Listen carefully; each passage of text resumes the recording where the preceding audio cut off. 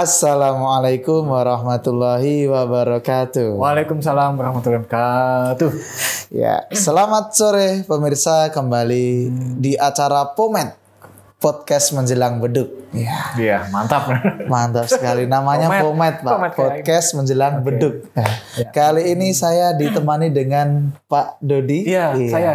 Alhamdulillah. Jadi nanti kalau sama Pak Dodi kita belajar tentang karakter building ya Pak ya. Sama-sama belajar ya. Belajar sama-sama. Sharing-sharing aja. Sharing-sharing aja ya Mas. Jadi nyantai Pak, nyantai. Oke. Kita saling belajar. Mungkin Pak Dodi ada beberapa materi yang mau disampaikan. Ya, sharing. Oke. Gitu. Siap. Nanti supaya para pemirsa ini lebih mengenal tentang karakter building gitu Pak. Iya. Nah, seperti itu. Oke, ini sudah ada beberapa pertanyaan dari teman-teman. Nah, khususnya kaum milenial, Pak. Wah, mantap. Apa itu? Oke, yang pertama, milenial itu apa, Pak? Apa? Oke.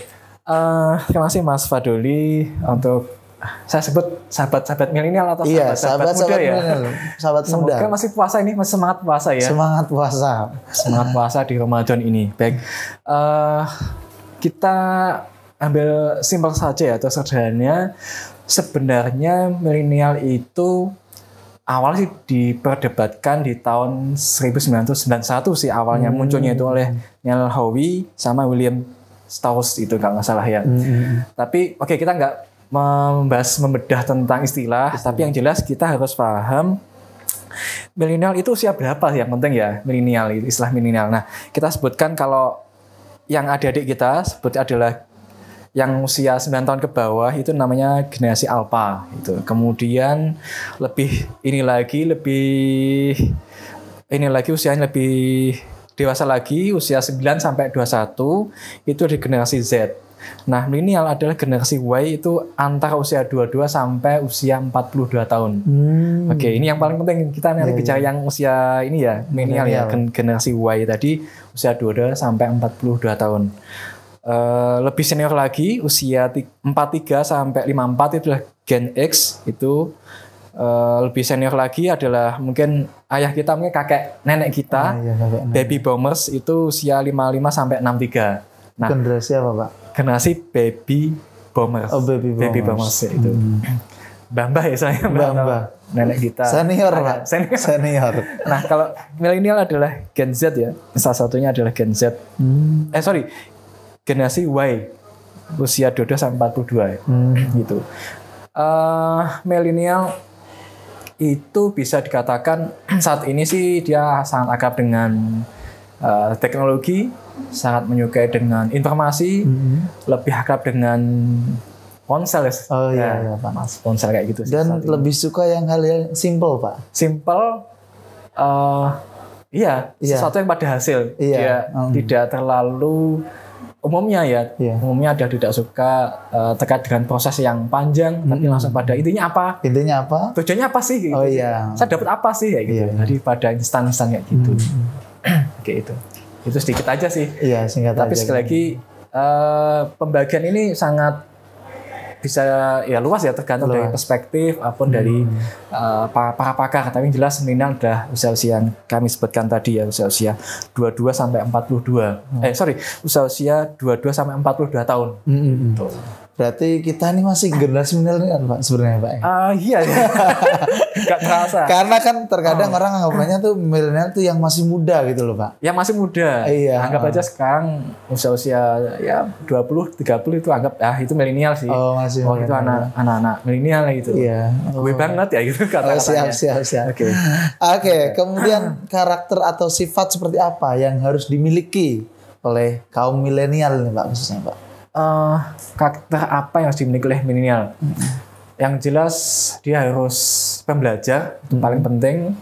Kemudian karakternya selain pembelajar, dia harus tumbuh terus, growth terus. Kemudian juga dia harus mengikuti perkembangan teknologi, informasi. Dan jangan lupa ini dalam rangka puasa nih. Ayo sama-sama kita mengenal kegiatan yang lebih Islami lagi, lebih mengedepankan lebih mendekati pada yang sifatnya Islami ya. keislaman kayak gitu ya. Ramadan ini penting, momentum bagus untuk kita gitu. Oke. Jadi khususnya untuk menyambut mengisi kayaknya waktu Ramadan itu ya harus dimanfaatkan betul, karena memang Ramadan itu adalah salah satu bulan yang spesial, paling spesial sih Pak, bukan salah satu, memang paling spesial di antara bulan-bulan yang lain gitu. Oke, kemudian manfaat Ramadan untuk milenial apa Pak? Manfaat Ramadan seperti kita tadi disampaikan ya, Ramadan kalau dalam 1 tahun ini bulan yang paling istimewa. Ini bulan yang kita menunjukkan bahwa kita adalah hamba. Kenapa hamba? Karena segala yang kami pahami ya, segala sesuatu yang kita amalkan, kegiatan kita dalam Ramadan ini semuanya ditujukan kepada Allah ya, kalau iya. Khususnya puasa ya. Khususnya puasa itu ditujukan oleh Allah.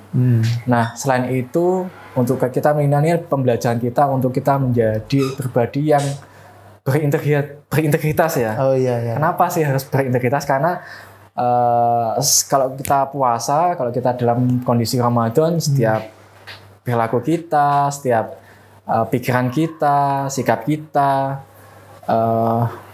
ya semuanya harus sesuai dengan di Ramadan. Iya. Apalagi kita puasa ya, nggak boleh malam di luar waktu yang sudah ditentukan. Sebelum azan maghrib misalkan kita harus buka sebelum subuh, misalkan sebelum imsyak kan gitu. Jadi ini membuat kita nyadar atau nggak nyadar, ini membuat kita latihan menjadi pribadi yang lebih baik atau berintegritas. Sebenarnya integritas itu mungkin sama ya dengan takwa ya. Iya. Kayaknya integritas itu bagian dari takwa. Kan kita untuk Ramadan itu kalau nggak di Al-Quran, bahwa kita untuk pribadi yang tidak hanya beriman tapi juga menjadi yang naik level bertakwa. Iya. Kalau nggak salah gitu ya. Betul Pak. Betul. Jadi orang yang matang. Jadi yang perlu diperhatikan oleh kaum milenial dan semua sebenarnya Pak.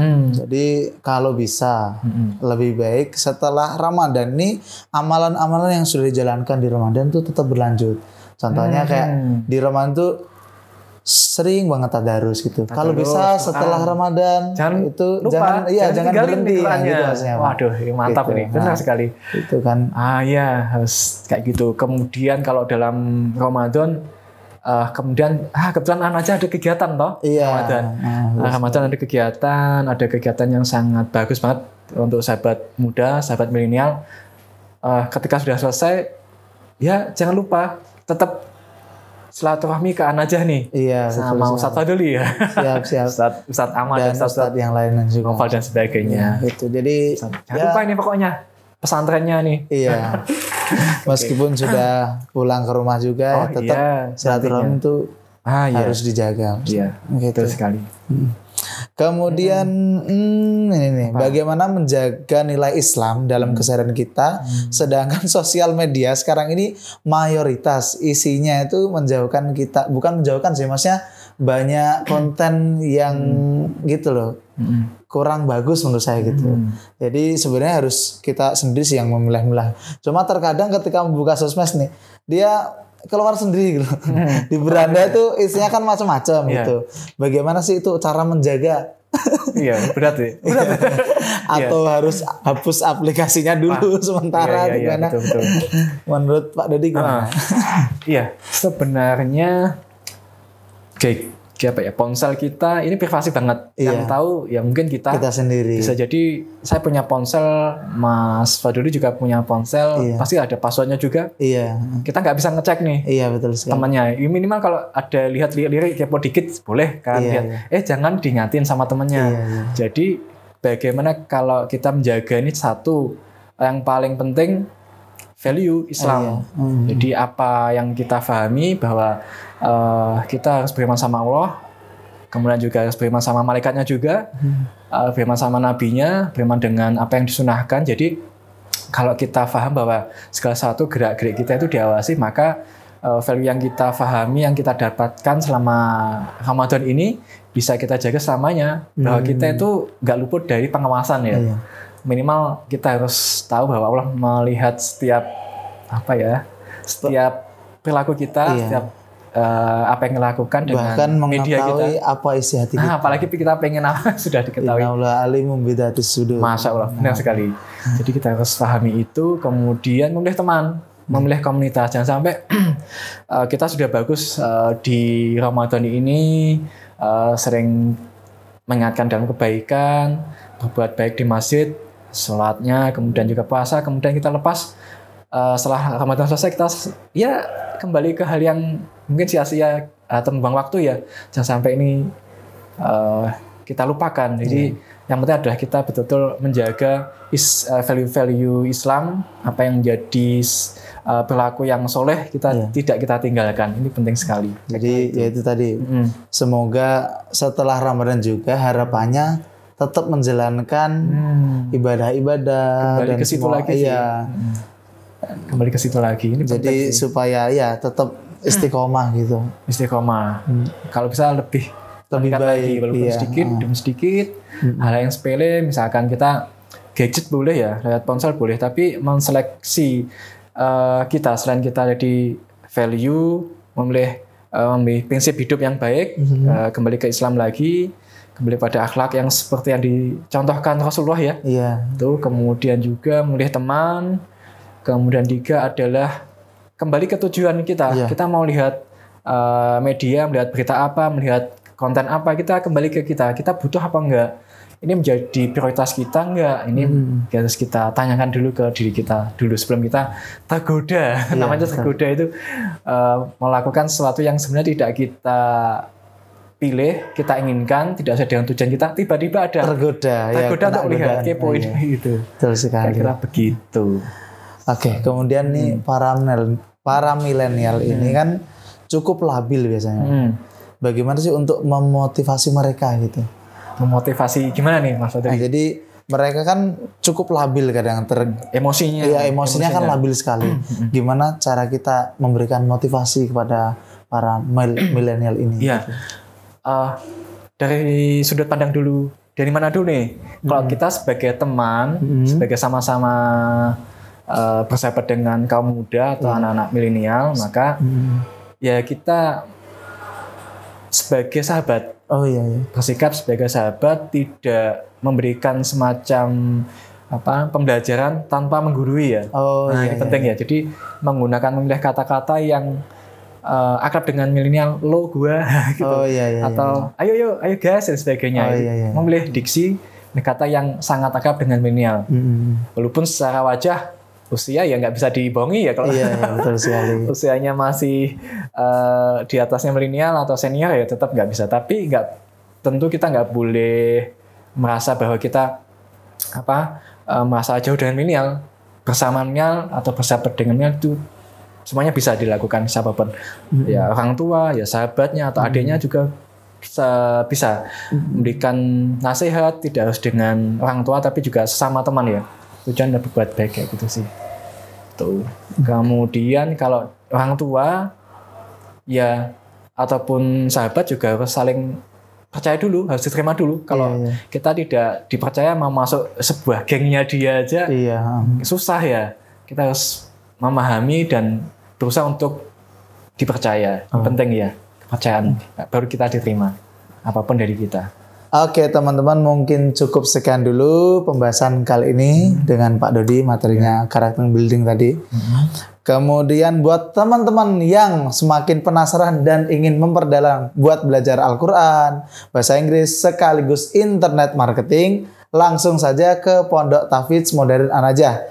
Caranya gimana? Gampang, langsung aja kunjungi www.anajah.co.id atau kontak aja nomor WA di bawah ini. Oke, jangan lupa di akhir nanti ada kuis. Nah, kemudian teman-teman tinggalkan komentar di kolom komen ya di Instagram @pondoktahfidzanajah. Jika kalian suka, jangan lupa like, komen, dan subscribe di channel Pondok An-Najah TBI Center. Terima kasih, sampai ketemu di video selanjutnya. Assalamualaikum warahmatullahi wabarakatuh. Waalaikumsalam warahmatullahi wabarakatuh.